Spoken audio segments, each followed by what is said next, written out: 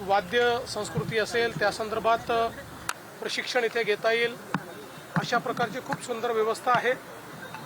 बाजूला जे एक उद्यान आहे तिथे मंत्री महोदयांनी मला सांगितलं की एक आपण ओपन सायन्स पार्क देखील तयार करतो।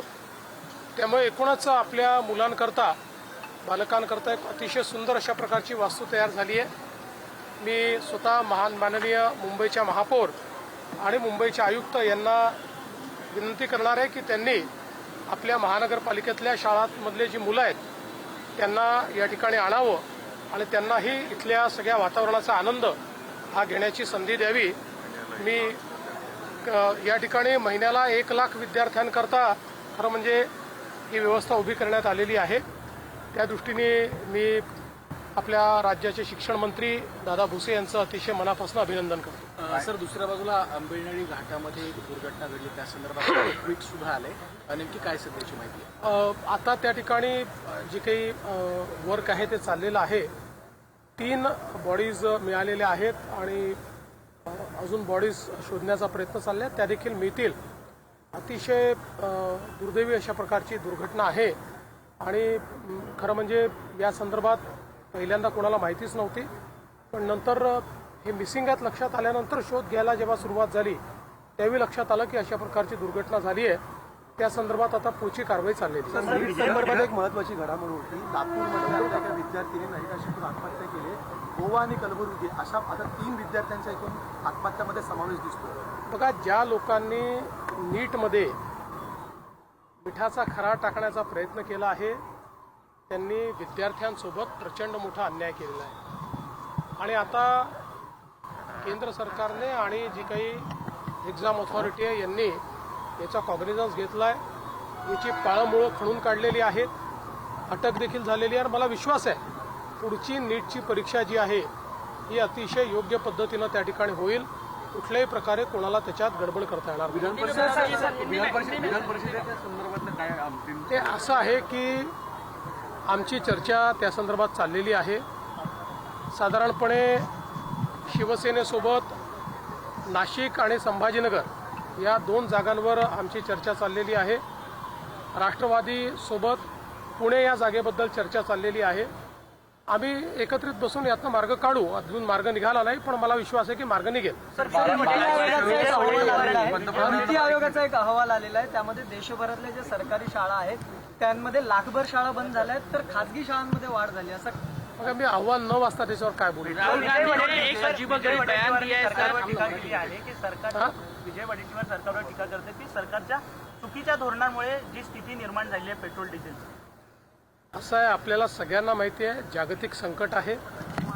जागतिक संकटामध्ये सप्लाय चेन्स डिस्टर्ब झाले असताना आणि जगामध्ये अनेक देशांनी पेट्रोल डिझेलची इमर्जन्सी घोषित केलेली आहे। काही ठिकाणी 2-2 दिवस लॉकडाऊन आहे।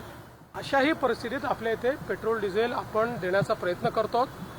काही ठिकाणी निश्चितपणे मोठ्या प्रमाणात लोक जमा झाले, त्याच्यामुळे काही कायदा सुव्यवस्थेची परिस्थिती तयार झालेली आहे।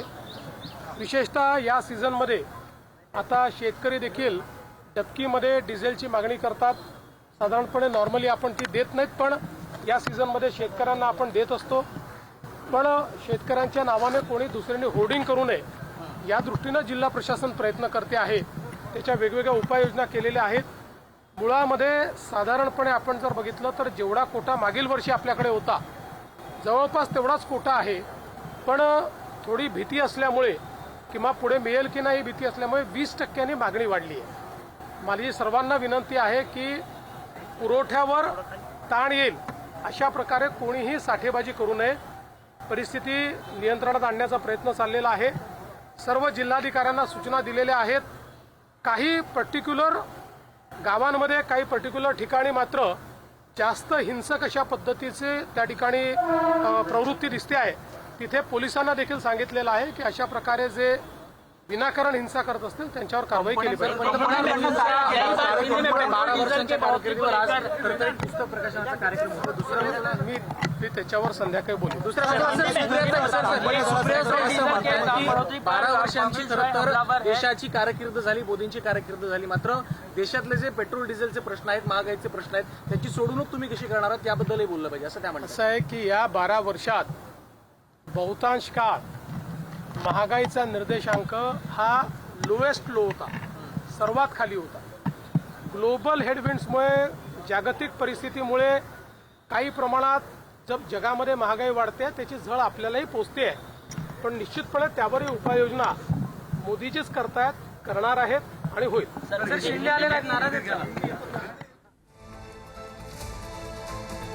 मुख्यमंत्री देवेंद्र फडणवीस हे माध्यमांशी संवाद साधत होते. नीट परीक्षेत मिठाचा खडा टाकण्याचा प्रयत्न, पुढची नीटची परीक्षा योग्य पद्धतीनं होईल अशा शब्दांमध्ये मुख्यमंत्र्यांनी आश्वस्त सुद्धा केलेला आहे. राष्ट्रवादीसोबत पुण्यातील जागेवर चर्चा सुरू आहे. विधान परिषदेच्या जागांसंदर्भातल्या चर्चेविषयी मुख्यमंत्र्यांनी स्पष्टता दिलेली आहे. महायुतीमध्ये नेमकं काय सुरू आहे मुख्यमंत्र्यांनी स्वतः सांगितलंय. जागतिक संकटामुळे इंधनाचे दर वाढलेले आहेत, मुख्यमंत्र्यांनी हे वक्तव्य केलेलं आहे. तर डिझेल मिळेल की नाही याच्या भीतीनं 20% इंधन मागणी वाढलेली आहे आणि त्यामुळं इंधन तुटवडा भासतोय असंही मुख्यमंत्र्यांचं म्हणणं आहे. पुढची नीटची परीक्षा योग्य पद्धतीनं होईल अशा शब्दात मुख्यमंत्र्यांनी आश्वस्त केलेलं आहे.